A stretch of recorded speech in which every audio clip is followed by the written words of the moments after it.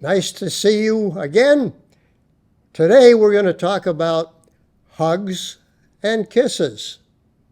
More specifically, hugs, touch, and kisses. Wow. What a topic, right? Let me start out with just a little brief poem. By Anonymous, of course. It's called Hug Me. Hug me tight, embrace my soul. Wrap your arms around me and make me whole. With every squeeze, let love be spoken, a silent language forever unbroken. Oh, yes, the hug. Hugs have been called the universal medicine. Again, I don't know who's the one that said that first, but it is a medicine, no question. Hugs have been around for centuries. In fact, first documented as medical therapy back in 1560. 1560, if you can imagine. They tried to document this, of course, in the Bible, but Jesus never gave anybody a hug documented in the Bible. He did, however, touch people. He cured the blind. He treated a lot of the illnesses by simply touching, and the kids. He loved the kids. So that is in the Bible. There's also a person called the hugging saint. She goes by the name of Amma, A-M-M-A, which means mother in Hindu. Now, she's a spiritual leader and also a philanthropist. But she goes around and gives all of these big seminars around the world and gives everyone a hug during the spiritual show.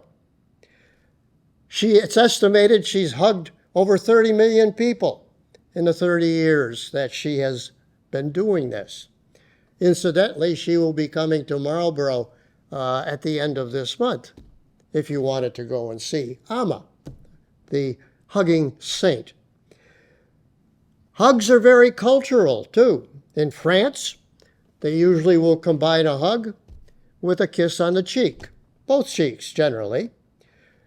In the Hindus, they tend to give a lot of smiles. Now, why about the smile? Well, if you remember Mother Teresa, she's the one who propagated the smile because she was treating a lot of the people who lacked the treatment, who lacked the people to help them. So she always came with a smile. Men give hugs differently than women. They've done studies on that as well. Men tend to cross hug, one arm over the shoulder, the other arm down under the arms and on the back. Women tend to do it the opposite. They like it with hands around the neck and someone have their hands around the waist. Why that difference? I'm not sure, but there is a difference. There is a difference. So, have you ever needed a hug? A lot of people occasionally will need a hug. Psychotherapists have gone into hugging and touching therapy, as a matter of fact. One of the psychotherapists once said, you need 4 hugs a day for survival, 8 hugs a day to be happier, and 12 hugs a day for growth. So, not only is it a form of physical intimacy, but there's a nonverbal communication that occurs between the hugger and the huggee. And it conveys a message that you can't really put into words. Okay, let's talk a little bit about what happens with a hug.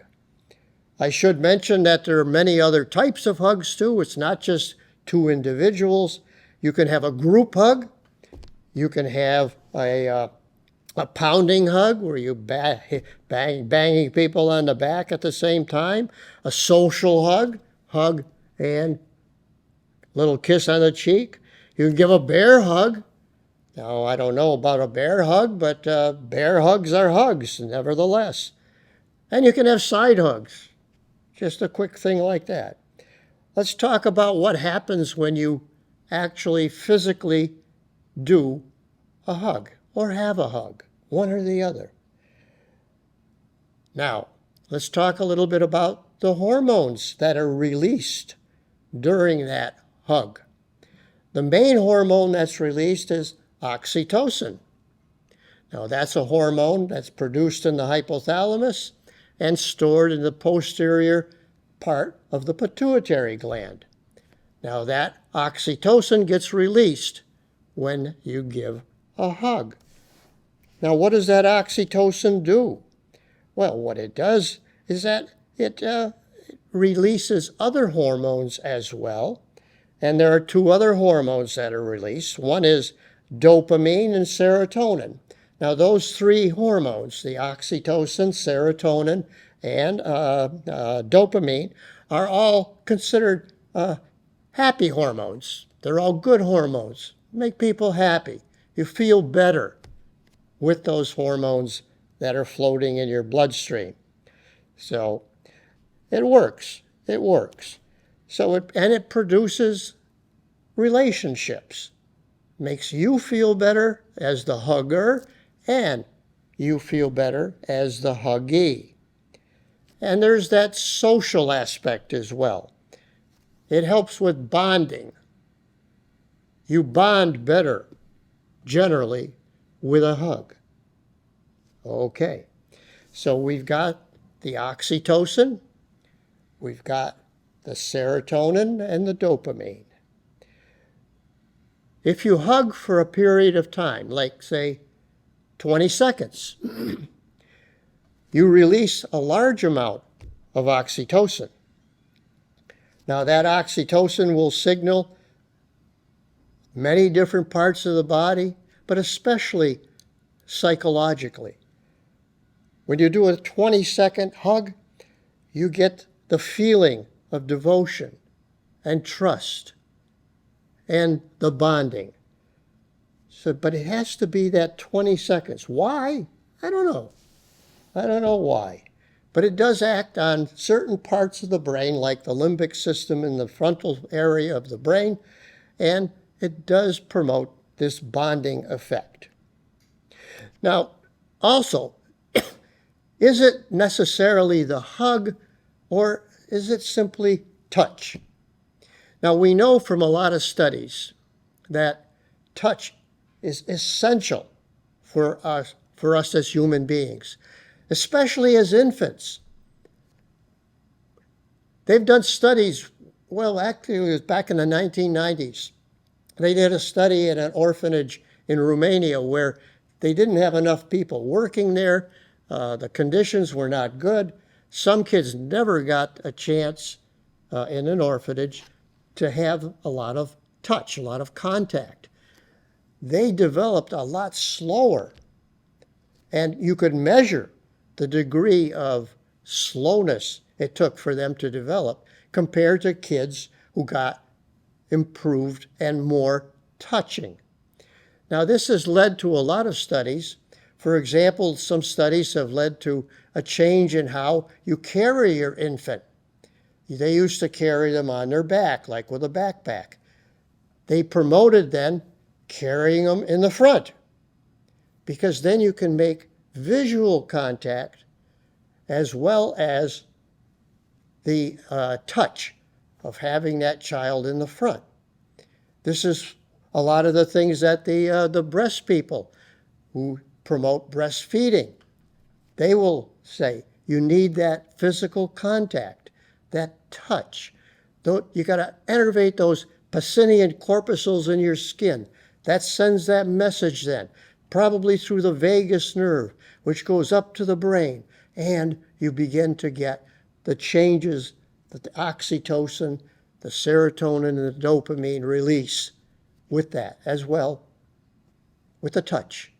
So obviously, there's measurable things that we can get, and that's coming out more and more now as we get more sophisticated with our technologic advances. At the same time that you have these three hormones increasing, you get a decrease in the cortisol level. Now, the cortisol level comes from the adrenal gland. The other three come from the brain and all, or the the stem, the brain stem. Those are the ones that release these hormones. But the cortisol is released in the adrenal cortex. Now, that's the fight or flight. In other words, your pulse rate goes up, your blood pressure goes up, you're ready to do whatever you have to do. Now, if that level goes down, your pulse rate will stabilize and go down. Your blood pressure will go down. So that is the same thing that's happening with those three hormones that are producing an active change in your body as well. And there's also a release of endorphins. Now, the endorphins, remember, get released when you exercise. And it's a form of relieving pain, as a matter of fact. And so the pain part, the endorphins then, that does make a big difference. Now, the endorphins get released more again after that 20-second hug. So that's an important number, that 20-second hug. So, okay. Now, given that, we reduce our worrying. We're not worried. We trust the people that we hug. So, how can you tell, first of all, that you're getting the most out of that hug? What should you do? Well, first of all, remember with the infants, the eye contact, that's important. If you can do mutual eye contact with that hug, then you get the most out of it. You also have body language as well. If you really are into that hug, you come together. Not just the head, you come together. You can feel it, the relaxation part. You know you're getting the most out of it. Your arms should be open. You should be slowly breathing. You should be genuine. And you hold it, like I said, for that 20 seconds. If you want to do it 30, even better. So, and then you slowly part. So that's how to get the most out of that hug. Now, the touch part, besides the touch with the infants and all, where they, remember I told you the studies came out of Romania. There was also some studies done on monkeys. Now, what they did with these monkeys, they gave them a wired, a doll made up of wire and cloth and all.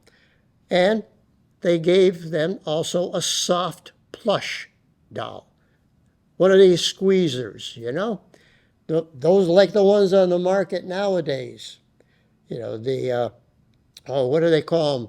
The squishmallows. Nice and soft and pliable. And they gave the monkeys a choice.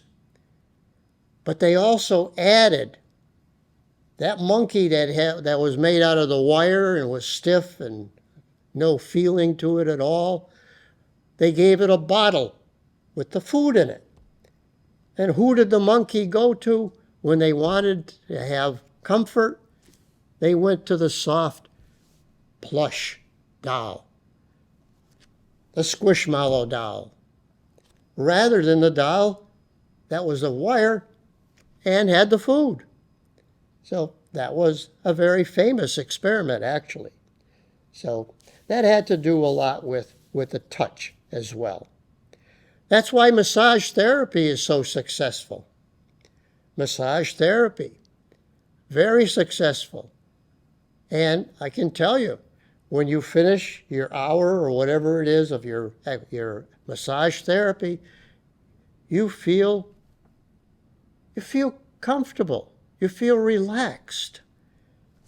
That is part of the massage therapy. Believe it or not, you can also get it if you're going out with a girl, just holding hands. That touch seems to be a big thing and big part of the relationship. Just simply touching and holding hands. So touch releases the same hormones and has the same effect as the hug. Now, I said this talk was on hugs and kisses. Now, what about kisses? My gosh. That is a major expression of affection. I mentioned also that it doesn't necessarily have to be affection if you give that as part of the hug with the little peck on the cheek, whatever. We're talking now about a real lip kiss. Now, studies have been done, believe it or not, on what happens when you kiss. Well, let's talk about the positive things first with that kiss. Basically, you are going to release the hormone again. Again, that oxytocin is number one, that oxytocin. You know, back when I was in medicine and all, we were using Pitocin, which is a chemically made oxytocin made in a lab and all, but we used it as part of a delivery, when you deliver the kids and all. So obstetricians used it because that Pitocin, when they dripped it in the intravenous, contracted the muscles in the uterus. And so they used it then to decrease any bleeding that might occur from the uterus. Pitocin. They also used it to induce labor. They still do. But someone has to be present to be sure that it is done safely, that's all. So they use a pit drip, they called it, a pit drip, because it contracts the muscle in the uterus. And as such, it reduces bleeding. They can also use it to help get rid of that placenta that has to be delivered after the birth of the child. Okay, I'm sorry, that was a little diversion on oxytocin. But nevertheless, we're talking about kisses. Now, there was an interesting study on kissing. They took 21 young couples. I think they were all college-age students and all, but nevertheless, could have been medical students, you never know. But they had 21 couples. And what they did with the 21 couples is they analyzed the bacteria in the mouth of both. Now, they had those couples then French kiss. In other words, mouth was open and the old tongue did its job in the mouth. Well, obviously, they were then exposed to all of the elements that were in the kissee's mouth, basically. And then they analyzed the bacteria afterwards. And they found that you can transfer up to 90 million bacteria with a 10-second French kiss. 10 seconds. You can transfer up to 90 million bacteria. Now, how many bacteria are in the human mouth? Obviously, a lot. Majority of them are streptokinase. The streptokinase, it's called streptokinase mitis. That's the most common of all of the bacteria in a mouth. The second most common is Prevotella. Again, these are commensal bacteria. They are part of what you need. These are not pathologic usually. Some of the Streptococcus can be, but these are usually the ones that are doing something positive for the mouth. The third most common is Actinomyces. Actinomyces, again, is very common but difficult to culture, so you don't see that mentioned too often. The fourth most common is Neisseria. The fifth most common, Rothia. There's loads of different bacteria that are in the mouth. And like I said, you can transfer them with a 10-second French kiss. Now, is that positive or is that a negative thing? Well, believe it or not, there's controversy about that.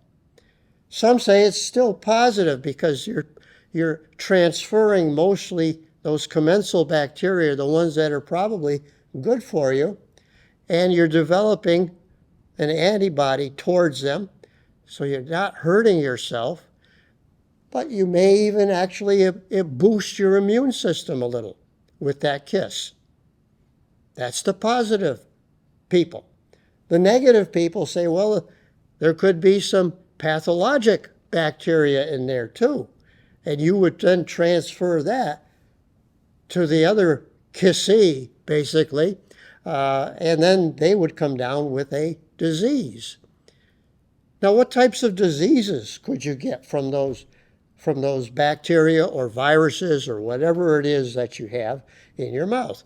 Well, obviously it could be either a virus, it could be a bacteria, it could be a fungus, because thrush is also a disease that's in the mouth, in the mucosa, and you can transfer that as well. So, what are some of the things that you can transfer with that French kiss? The cold virus. Now, the cold virus could be coronavirus, could be RSV, respiratory syncytial virus. There are loads of different cold viruses. There's over 200 cold viruses out there. But it's catchy. You can catch it. It's a pathologic virus. And so that French kiss could transfer that cold over to you. Now, you could also transfer the mononucleosis. That transfers the Barr-Epstein virus. Mononucleosis is not uncommon, usually in teenagers, generally high school, college age group. Mono is very catchy. Fortunately, it runs its course. But you have to be careful when you have mono because it can swell up the spleen, and any trauma to the spleen when it's swollen up could lead to a rupture of that spleen. So they restrict you as far as your ability to participate in sports when you have mono. In a few weeks, generally the mono will subside and you can resume your activities once again.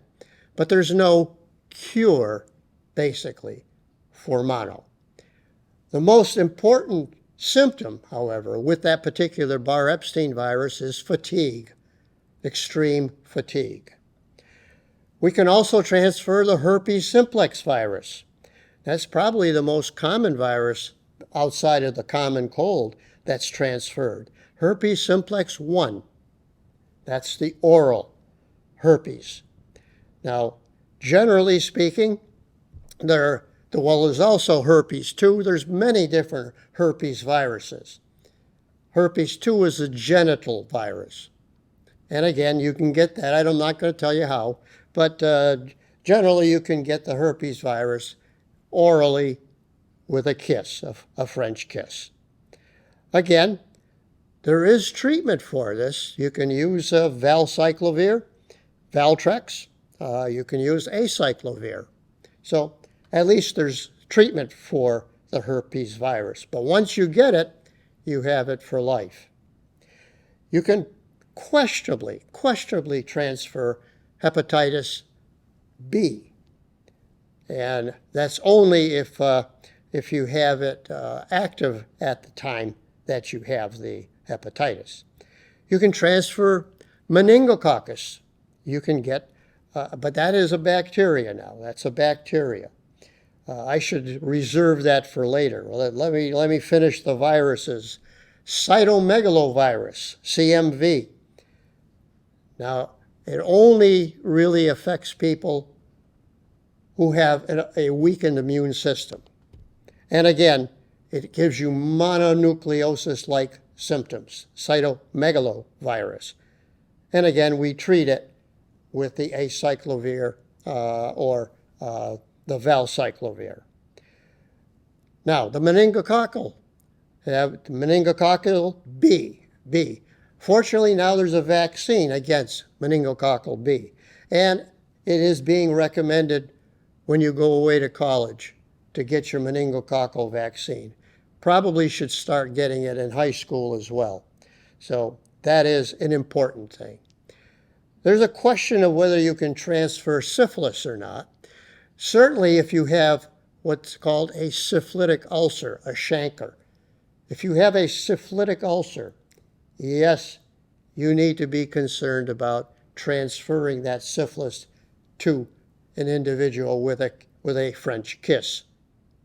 Direct contact with that chancre. Incidentally, the herpes will just cause a cold sore, that herpes 1, just a cold sore.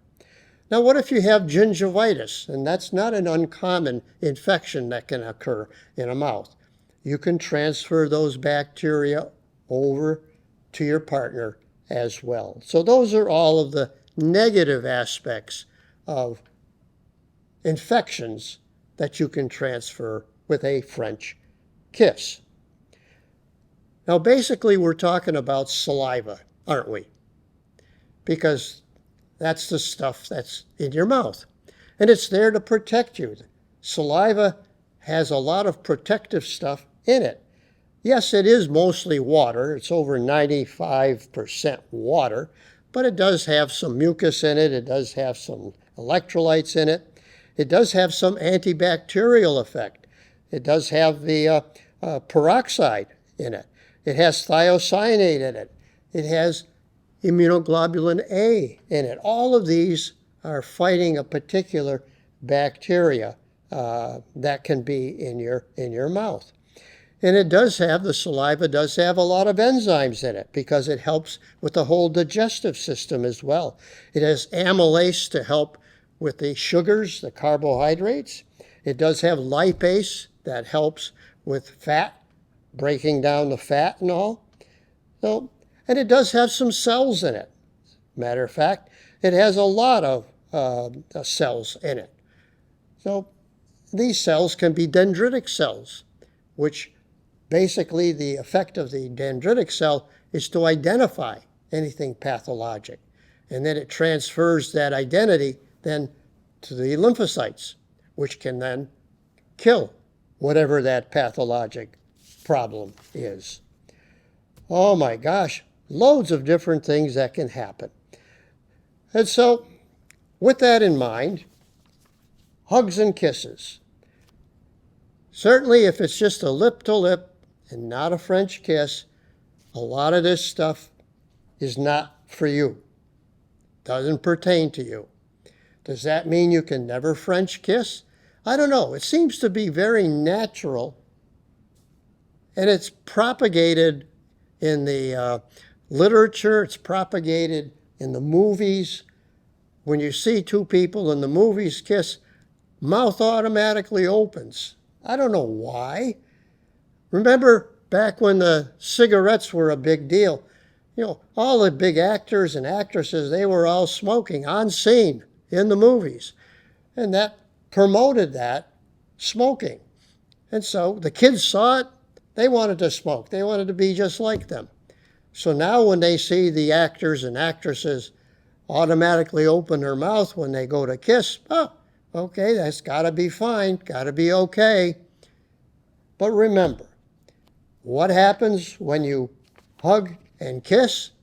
Remember what happens, the pros and cons of kissing with an open mouth. Kind of a fun type of thing, isn't it? This is Dr. C. Hugs and kisses. Have a good day.